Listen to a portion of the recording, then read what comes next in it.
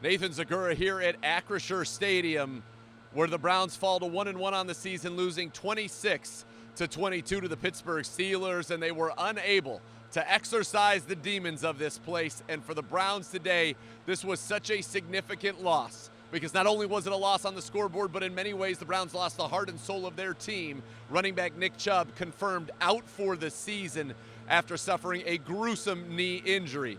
Now the Browns would battle, they would fight, but ultimately it was a day of self-inflicted wounds that would cost the Cleveland Browns, and it started on the very first play of the game. Deshaun Watson threw a short pass to Harrison Bryant off of his hands into the air and into the waiting arms of Alex Highsmith, who ran 30 yards for the touchdown, and the Browns were down 7-0 out of the gate. And turnovers would be the story of this game. The Browns would turn it over four times in this game. They would outgain the Steelers by almost 150 yards. They would outpossess them by 10 minutes in this game. But we talked about coming in, turnovers would be the great equalizer. The Browns were the better team. They had to play like it and not give those chances, and unfortunately, that was not the case today. The Browns not only had that defensive touchdown for the Steelers on the first play, they would have another one later when Alex Highsmith would get a sack strip fumble scooped up by TJ Watt for the score that would ultimately be the difference in this game.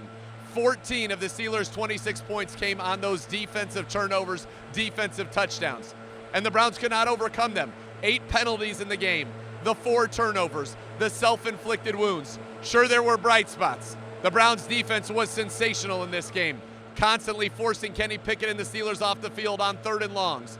They had a takeaway, 2 of them, as a matter of fact, in this game. Grant Delpit with a huge interception. They would come up time and time again, getting the Steelers off the field, getting the ball back for the Cleveland Browns. In fact, even at the end of the game, it was Anthony Walker Jr. making a huge play to get the ball back from the Browns, who had a chance with just over 2 minutes, and Deshaun Watson looking for that signature moment, that signature win, to go down the field, down 4, and he could not get it done. The Browns would ultimately turn the ball over on 4th down near midfield.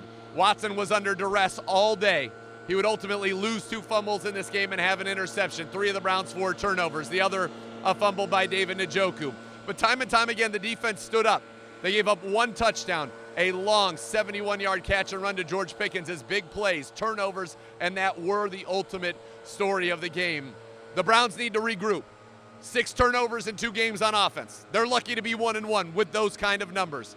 Yet they had their chances today and fell short. The Tennessee Titans will come to town. They will be well coached by Mike Vrabel. They will be physical with Derrick Henry running the ball and physical on defense, and the Browns will have to match that coming off of a short week and this disappointing loss, 26-22.